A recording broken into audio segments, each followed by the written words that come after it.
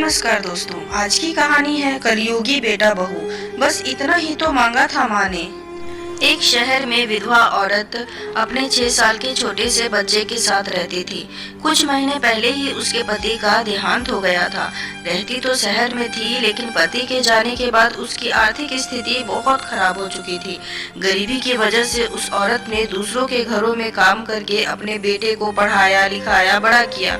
समय बीतता गया, अपने बेटे को पढ़ा लिखा कर इस काबिल बनाया कि उसे अच्छी नौकरी मिल गई। बेटे की अब शादी भी हो गई थी और उसका एक प्यारा सा छोटा बेटा भी था। वह औरत अब बूढ़ी हो चुकी थी। बेटा अब पूरी तरह से बदल चुका था। माँ का आदर सम्मान करना तो दूर की बात, उससे ढंग से बात भी नहीं करता था। उस बूढ़ी औरत के जीवन में बस इतना ही फर्क आया था कि पहले वह लोगों के घरों में बर्तन धोती थी और अब अपनी बहू के होते हुए अपने घर में बर्तन और कपड़े धो रही थी। और तो और घर की साफ सफाई करने पर भी मजबूर थी। आखिर थी तो एक माँ ही। अपने बेटे की खुशी के लिए वह हर दुख झेलने को तैयार थी। बेटे के पास दौलत की कोई कमी नहीं थी। भगवान का दिया सब कुछ था उसके पास, लेकिन फिर भी उसने माँ को घर का टूटा फूटा छोटा सा कमरा दे रखा था।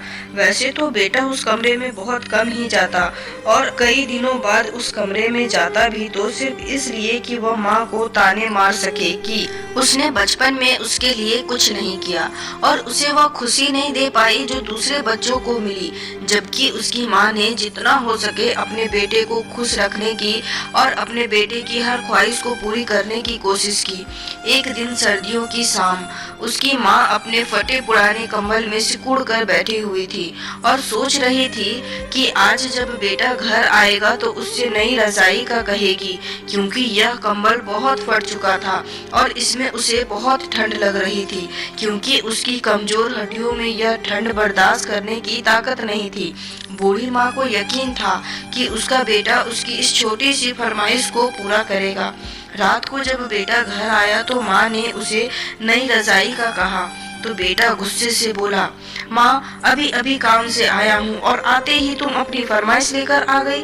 तुम्हें पता है ना कितनी महंगाई हो गई है। अभी तुम्हारे पोते को स्कूल में दाखिल करना है, उसका यूनिफॉर्म और किताबें लेनी है, गाड़ी की किस्त भी भरनी है, मुझे अभी अपने लिए नई जैकेट लेनी है, तुम्हारी बहू के लिए शॉल लेनी है। तुम्हारा क्या है, तुम तो पूरा दिन घर में ही पड़ी रहती हो, तुम्हें नई रजाई की क्या जरूरत। हमें तो बाहर जाना होता है, किसी तरह यह सर्दी के दिन निकाल लो। अगले साल सर्दियों के पहले पहले ही तुम्हारी रजाई का इंतजाम कर दूंगा। बूढ़ी माँ अपने आंसू दबाकर अपने टूटे फूटे कमरे में आ गई और उस फटे पुराने कंबल को ओढ़कर टूटी हुई चारपाई पर सिकुड़ कर लेट गई और सारी रात ठिठुरती रही। सुबह जब बेटे बहू की नींद खुली तो देखा कि आज घर का सारा काम पड़ा है। न बर्तन धोए न घर की साफ सफाई हुई। माँ के कमरे में जाके देखा तो पता चला पिछली रात को माँ की मृत्यु हो गई।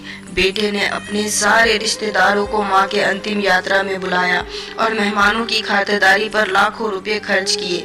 जो भी सब यात्रा में आया वह यही कहता कि ऐसा बेटा हर किसी को मिले, भगवान ऐसी औलाद सबको दे।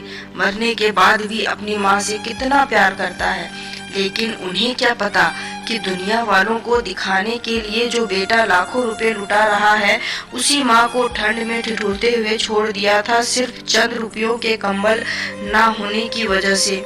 ठंड में सिसक सिसक कर मर गई। तो दोस्तों, अपने माता पिता का ख्याल रखें, क्योंकि दुनिया में सब कुछ दोबारा मिल जाएगा, लेकिन माता पिता कभी नहीं मिलेंगे। इस कहानी पर आपकी क्या राय है, कमेंट में जरूर बताएं।